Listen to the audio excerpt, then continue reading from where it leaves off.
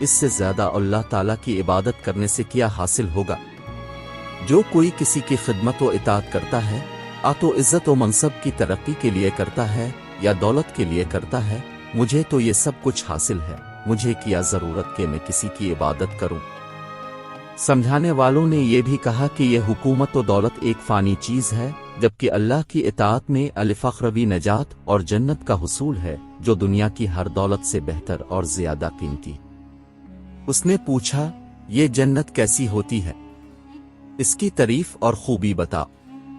نصیحت کرنے والوں نے جنت کی وہ صفات جو انبیاء کرام کی تعلیمات کے ذریعے ان کو معلوم ہوئی تھی، اس کے سامنے بیان کی، تو اس نے کہا، مجھے اس جنت کی ضرورت نہیں، ایسی جنت تو میں خود دنیا ہی میں بنا سکتا ہوں۔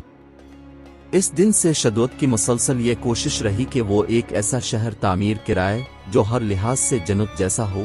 اس نے اپنے بھانجے